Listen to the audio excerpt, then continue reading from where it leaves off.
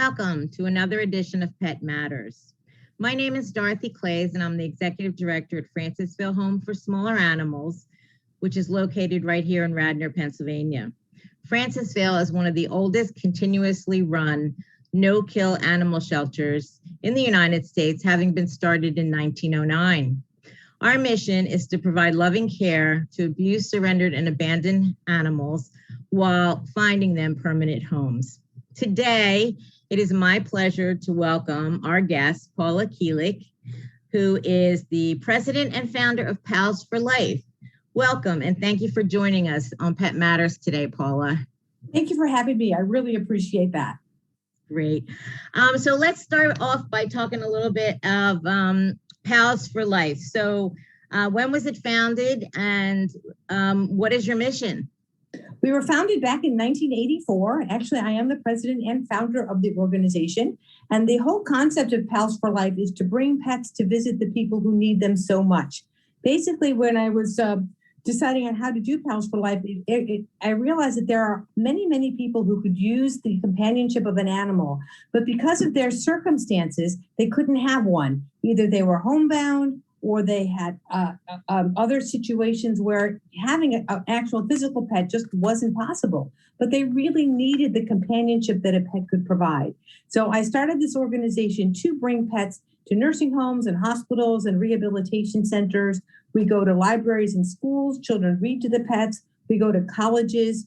We have expanded to do emotional support programs in middle schools and high schools. We even have a corporate wellness program. So we say we help people from age 5 to 105 with the unconditional and non-judgmental love of our wonderful companion animal pets.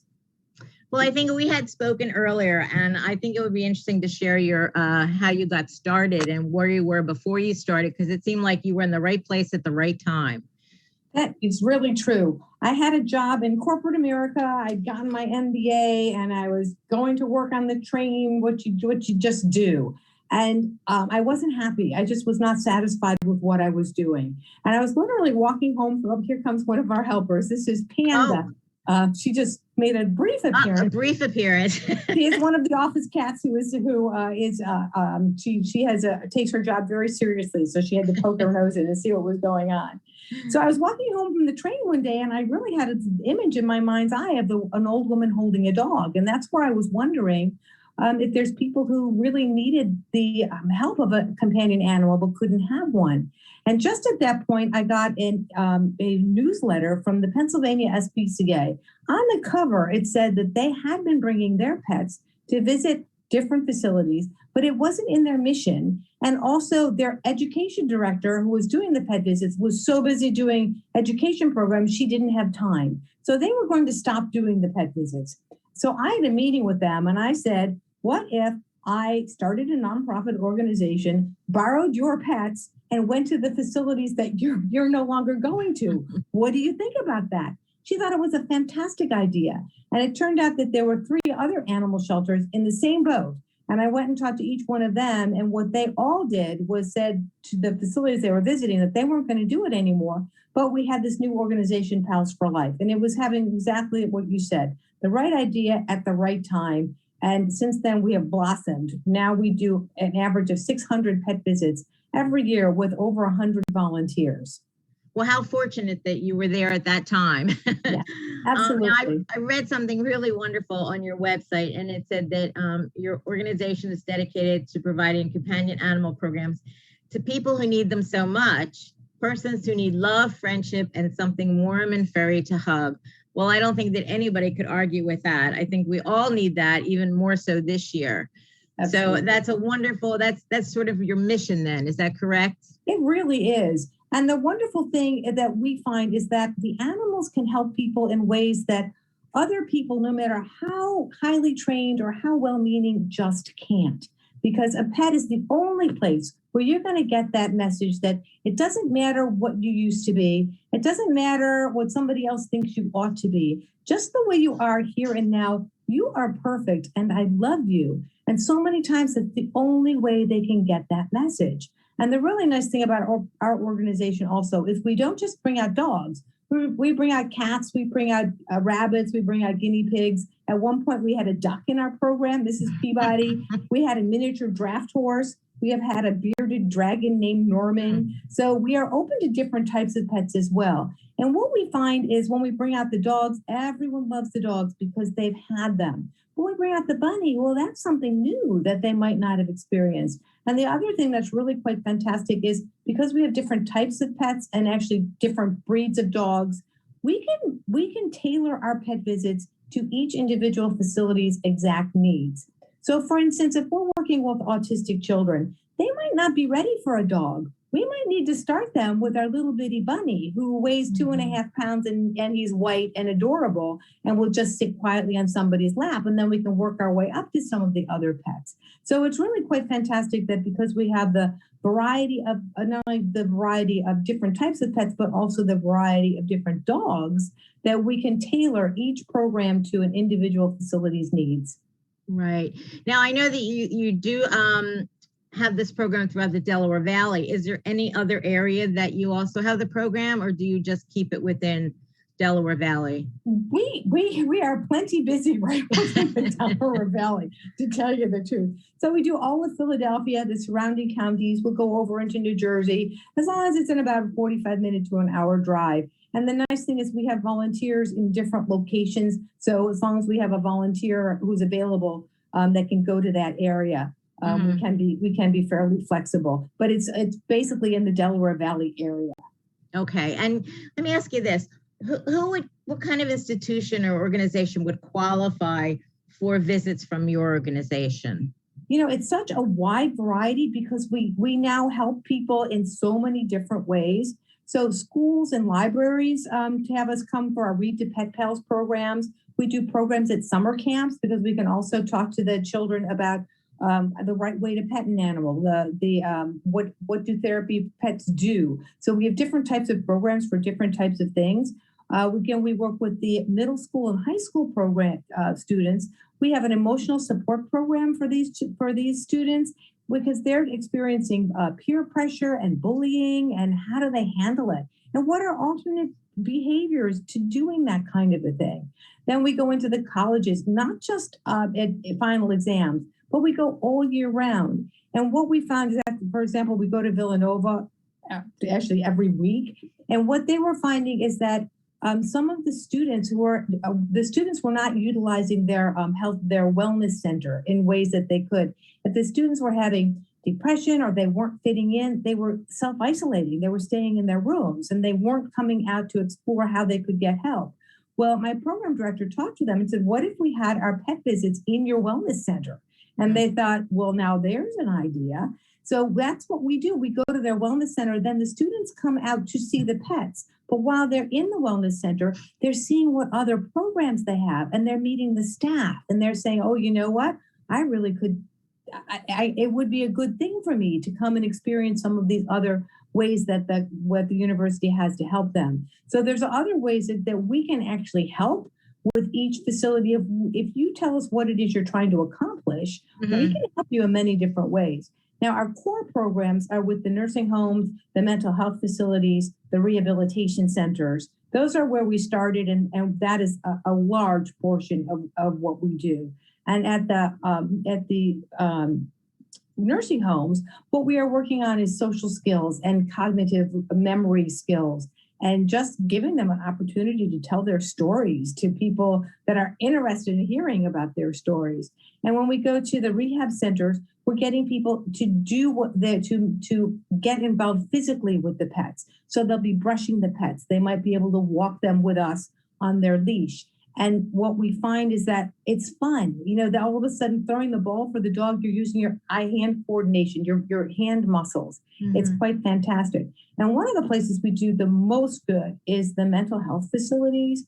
And I will tell you, one of the people that really get so much out of it are the men who they are not allowed to hug another person. They are not allowed to express their emotions or do not feel comfortable in doing that. But they do that with the dogs. And they're hugging the dogs, and sometimes they're crying, and and it's the people with the tattoos and the whatever that are just sitting on the floor letting their emotions out or hugging. And it's really very touching to see the impact that the animals can have. We had actually one person, there's story after story about how they help.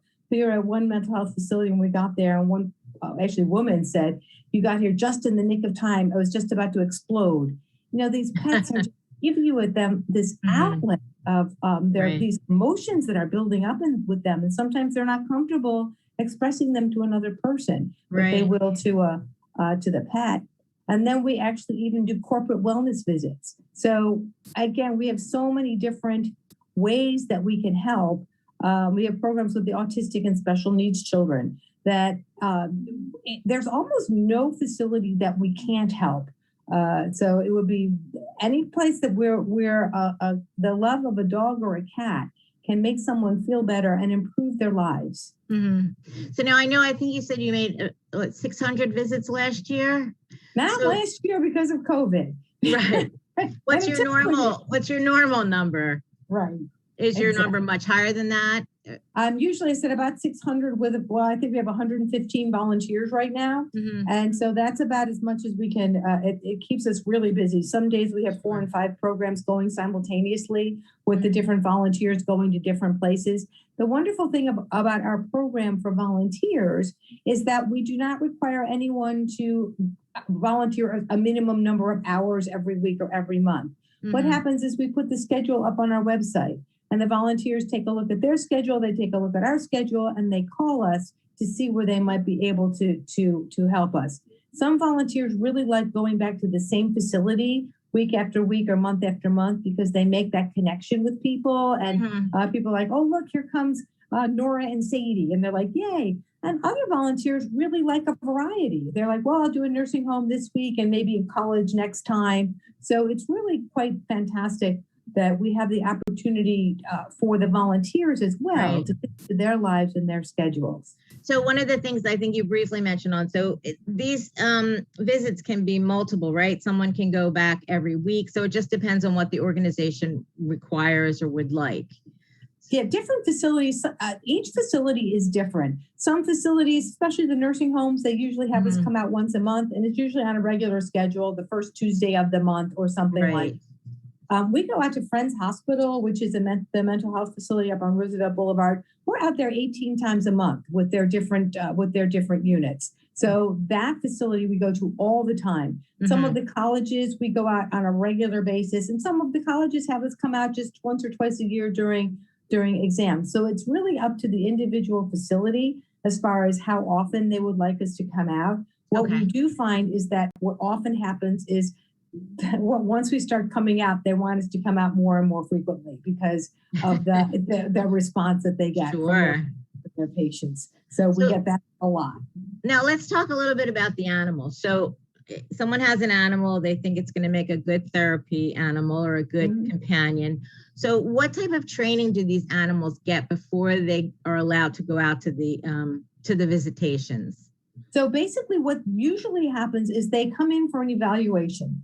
And most of the pets need a little bit of homework, but what we require of the dogs, they have to know obedience. They have to know come, sit, and stay without a treat. They need to be comfortable being handled by someone they've never seen before in a place that they've never been before. We see how they are with walkers and canes. We see how they are with experiences that they would have at a facility. So how are they with a vacuum cleaner? Because the facilities have industrial-sized vacuums, and they have to be comfortable with that. How are they if they're hugged and someone doesn't let go? So there's different. I just looked over. One of the cats is doing something they shouldn't.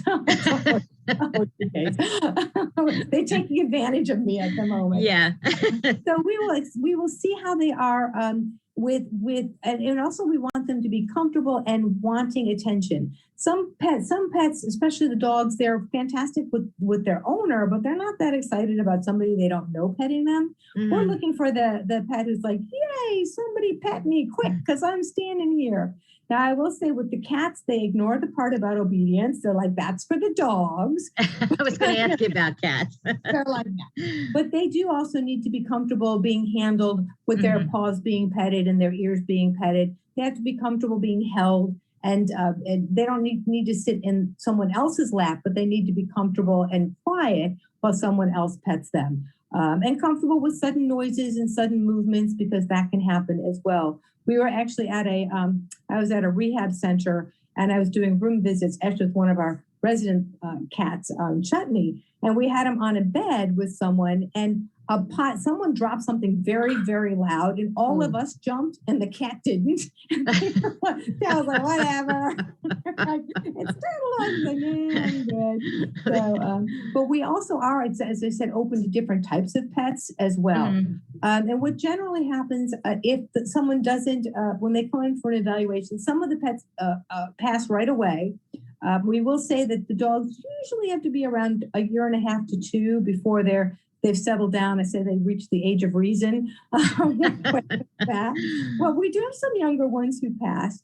But usually what happens is they pass on almost everything, and then we send them home with homework, and they can either work with a trainer, or we will tell them exactly how that works, and they can come back as often as they need to pass their evaluation. Some of our most requested dogs took 2 and 3 times to come through. I will say that I will be hopefully start setting up some therapy dog training classes. We are now in a new location. So we're going to be setting up therapy dog obedience classes and therapy dog training classes so that you can get all of that done ahead of time. And then we'll let you know when your pet is ready for the evaluation. And that way it'll be kind of more of a shoe-in. But the other thing we like people to know is that we welcome dogs with all different breeds. It does not matter what breed your dog is. It's the personality rather than the dog. And we are looking for different personalities in the dogs. So they're very quiet and sweet dog that's perfect for a nursing home. When I'm going out and doing a visit with teenagers, they're kind of bored with that dog. So we want the dog who's going to play ball or want his tummy rubbed and things like that. So just because your dog is active does not mean that there's not a place for them in Pals for Life, because we go to so many different types of places. We are looking for different personalities. Well, do you have do you get more requests for dogs to come out, or would you say that's like your most popular? Everybody loves the dogs, but you know what? A lot of people, I wish that we had more cats in our program, because people treasure the cats. The cat people are so thrilled when we can bring them out. And I will also say we have 2 resident bunnies who have a fan club in and of themselves, because they are just adorable. And we bring them out on most visits. You'll see one of the Pals for Life bunnies, and they have their own fan club, because they're just so cute. I've seen them, and I think I've seen Bubbles, and I mean, just adorable. I mean, who doesn't want to pet a soft bunny? I mean, very cute and very sweet. And they're also specially trained to do pet therapy, so that works out really well too. And well, that's awesome. Now, I think you said you have how many volunteers? 115? We have 115 right now. And that sounds like a lot, but we can always use more, because first of all, some of our volunteers, because their pet gets old or passes, so they have to drop out until their next generation dog is ready for pet therapy, or people move. Life happens. So we'll always need new volunteers just to keep our numbers up. And some of the pet visits, especially if we're going to the colleges, we're looking probably for 3 or 4, sometimes even 5 volunteers to come out on a visit, because of the number of people that we'll be seeing. And with 600 pet visits, sometimes we're doing 2 or 3 or 4 pet visits a day. So we're always looking for more people to help us out. Right. So now, say that I want to help your organization, but I don't have a pet. What can I do? There's several different ways. One is that we are always looking for help in other ways. Right now, we have 2 staff members and lots of things to be done. So we have 2 annual events. One we just had, which is Bow Wow Bingo. It's bingo with dogs. How did that go for you? It went fantastic. We had a pet photo contest. We had an auction. For the bingo, there were not bingo numbers on the cards. They were the names of dog breeds. So people had to find the poodle and the pug and the collie on their bingo card. And the other thing was fascinating. We heard from quite a few people that they weren't familiar with all of the breeds. And so they were looking them up while we were calling the name. They're like, well, what's a Bernese Mountain Dog? I don't know what that is. Very educational. It was fantastic. So we're always looking for people to help with that. And in the fall, we have our annual benefit, which is the traditional silent auction, live auction. So we're always looking for people to help with getting auction items, putting things into our software, helping with all of the organizational types of things. And there's also things just at the office that we can use help with. Oh, here it comes. Oh, here we go. Who's this? This Who was is that? She is one of our office cats, and she was actually we had a stray male cat outside our office that we were feeding, and one day he showed up with his lady friend and his 6 kittens.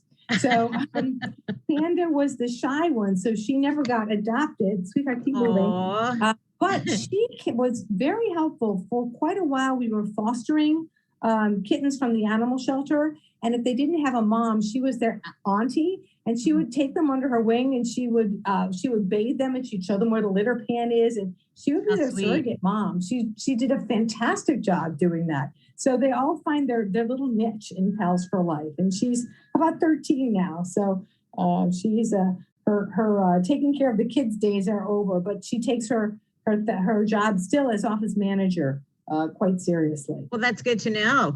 Exactly. So someone can actually then get involved whether or not they have a pet. Absolutely. We're always looking for help because no matter what skill or talent somebody has, we can help them out. And there are also times when we have someone who has a pet available, but they can't come out themselves. So sometimes we're looking for someone else to handle the pets as well, to come out with us. So there are times when we have an extra pet available, but I need another person to come out too. Right.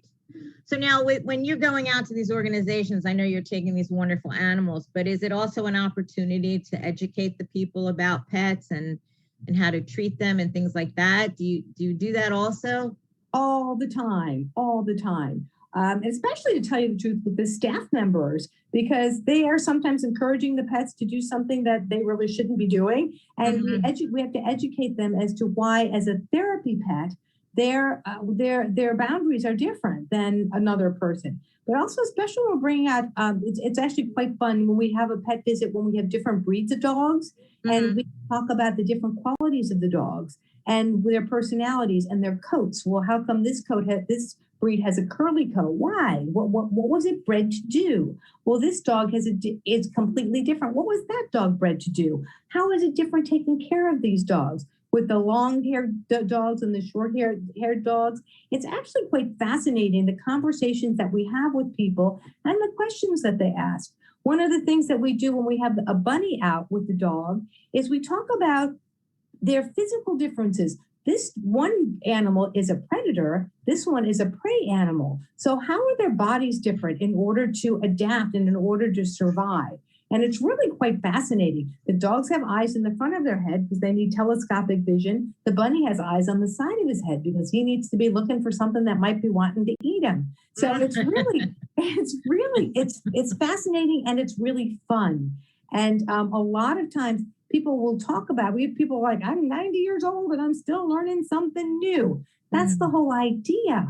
And one of the things we like to do, the volunteers are usually, they know a lot about their different breeds, so they can tell people about why was it bred, what was it bred to do, and why does it look the way it does in order to be able to do the job it was bred to do.